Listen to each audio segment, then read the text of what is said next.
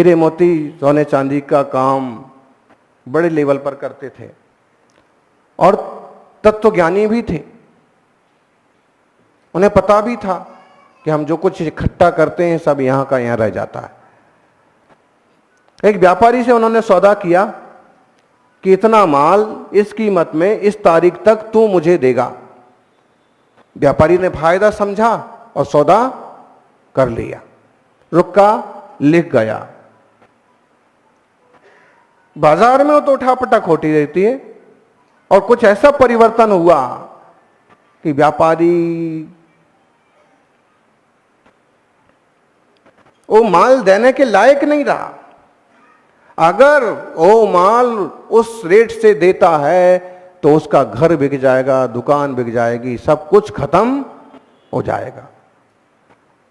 श्रीमद राजचंद्र जी भगवान के भक्त भी थे, सत्संगति भी करते थे और उनकी अपनी भी एक स्वाध्याय गोष्ठी चलती थी। जब देखा कि 2-3 दिन से ये आदमी आना बंद हो गया, क्या बात है, ये क्यों नहीं आ रहा है, एक दिन उसके घर पहुंचे और उन्हें देखते ही वो सकपका गया। अंदर जाने की, छुपने की कोशिश करने लगा। उन्होंने कहा बात क्या हुई भाई?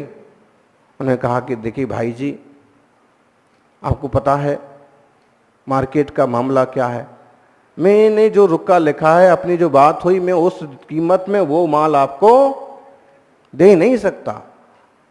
और मैं जब लिखा है मैं वादा करता हूं थोड़े दिनों बाद आपको जरूर दे दूंगा।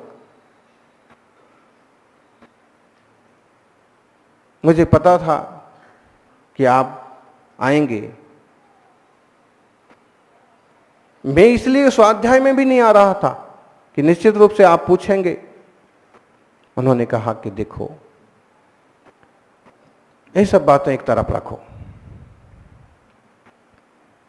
थोड़ा और घबरा गया।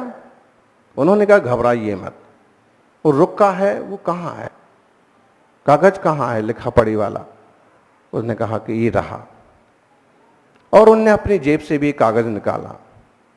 उन्होंने कहा इस कागज के कारण से तुमने मंदिर आना, तुमने स्वाध्याय करना बंद कर दिया, इसके कारण से तुम इतने दुखी और परेशान हो, लाओ इधर। और उन्होंने लिया, दोनों कागज फाड़ दिए। उन्होंने कहा डरने की कोई जरूरत नहीं, मुझे मालूम है कि तुम इतना सहन नहीं कर सकते हो, तुम ये चुका नहीं सकते हो, तो ये माल मुझे दे नहीं सकते हो। इसलिए ध्यान रखना, राजचंद्र दूध पी सकता है, किसी का खून नहीं पी सकता।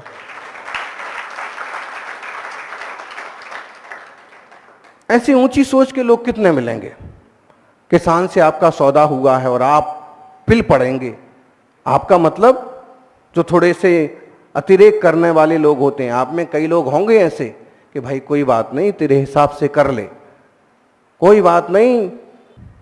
चवन्नी चवन्नी का हिसाब लगाना जरूरी है, लेकिन वक्त पर हजारों माफ कर देना का गुर्दा भी आप में होना चाहिए। सामने वाला पर्सन कैसा है, व्यक्ति कैसा है, उसकी जरूरतें कैसी है। वो आपकी दुकान पर, आपकी किराने की दुकान पर सामान खरीदने आया, एक औसत दर्जे का आदमी है, जेब में केवल 100 रुपए हैं और 105 रुपए की चीजें उसने तुलवा ली। अब आपकी सदा सहायता इसमें है, अगर आप सक्षम हैं तो उसे कह दें भाई 105 रुपए हो गए। अब उसमें से घटाएं और खींचने की बजाय उसे प्रेम से कहें कि जब तेरे पास हो जाए 5 रुपए तो दे देना, लेकिन इस जो तूने तुलवा लिया है, जो ले लिया है, ये तो लेके जा। आपकी जो निर्मलता होगी, आपकी जो उदारता होगी, उदारता से कोई गरीब नहीं हो जाता है, लेकिन अति उदार भी मत मानिएगा। अपना बैलेंस देख करके।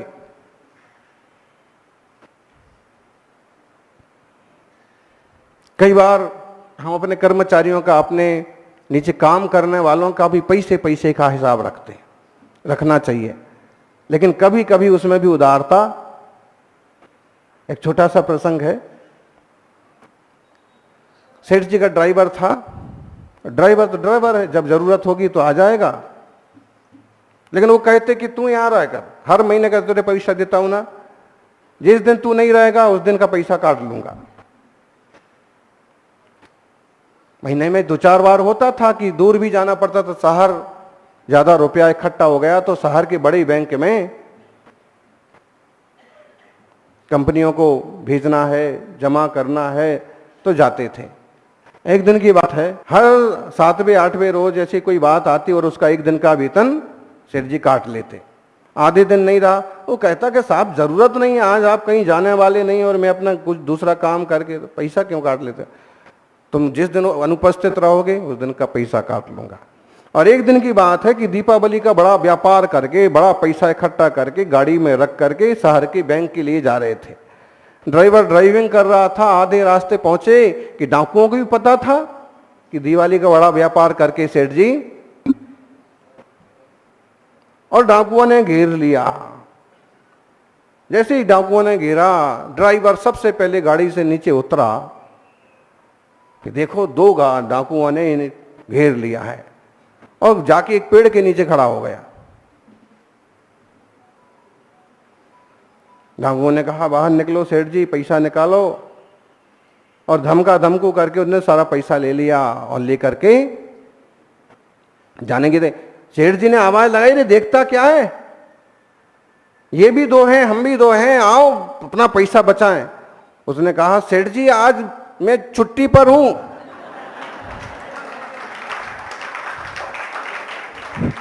आज मुझे आप अनुपस्थित समझ लो, आज मैं छुट्टी पर हूं। तो हाँ, पैसा काट लेना आज का। जरा जरा सी बात में आम दर्जे के आदमी को परेशान नहीं करना। और लोगों को देखिए, वो मॉल में जाएंगे तो जो बिल में लिखा जाएगा वो चुका के आएंगे, लेकिन सादा किराना वाले की दुकान पर जाएंगे तो एक एक पैसा का हिसाब लगाएंगे।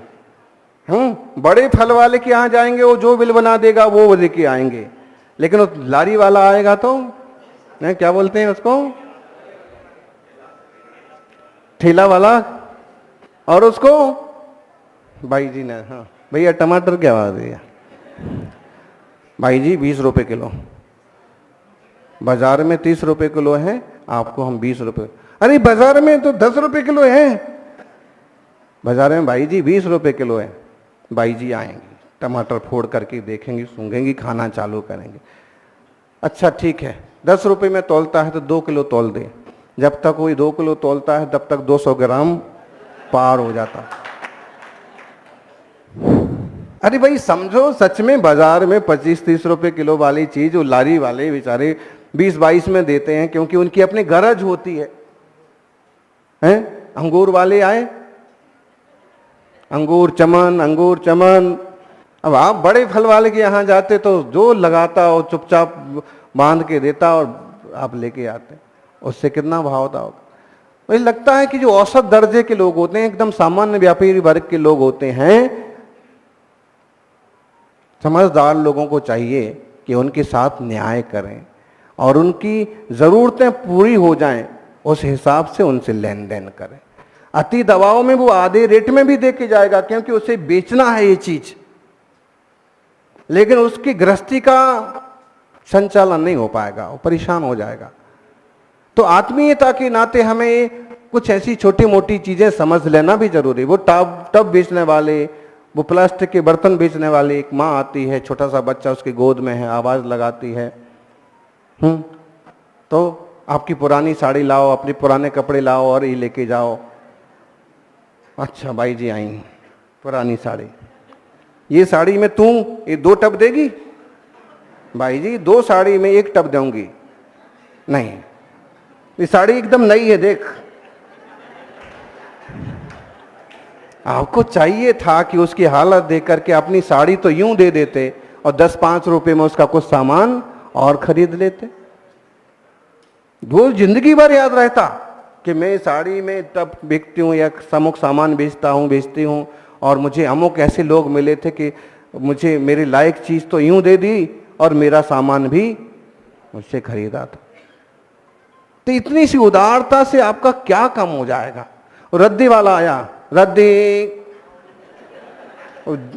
बोलते ना, वो रद्दी खरीदने वाला तो आवाज लगाता है, हाँ भाई लो मेरी रद्दी है।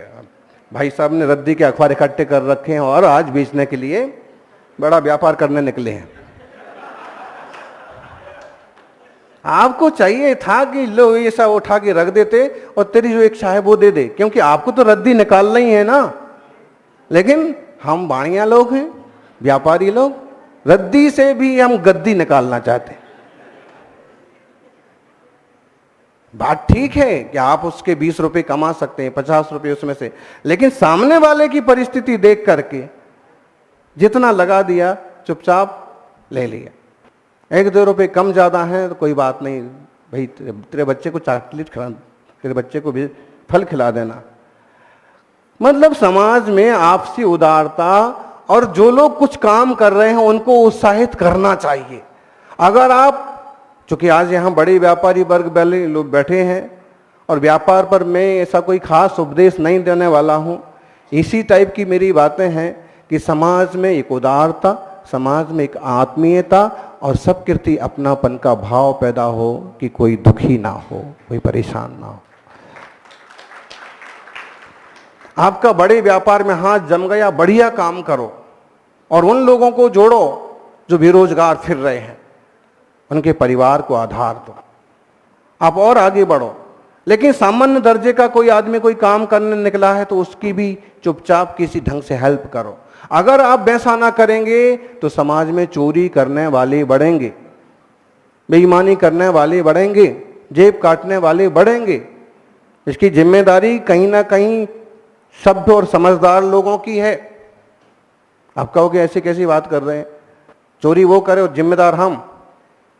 वो इसलिए क्योंकि हम सभ्य और समझदार हैं। हम चाहें तो लोगों के लिए कुछ और रोजगार के अवसर पैदा करें, या किसी ने कुछ करने की ठानी है तो किसी रूप में हम उसकी हेल्प करें। निश्चित रूप से जब कोई अपने पांव पर खड़ा होता महसूस करेगा तो गलत रास्ते नहीं अपनाएगा। सौभाग्यशाली हो। सोच ये नहीं होनी चाहिए कि रास्ता अच्छा मिले फिर हम चलें। सोच ये होनी चाहिए कि जहां हम पांव रखें वहीं रास्ता अच्छा बन जाए। कोशिश करो, ये भी संभव है। और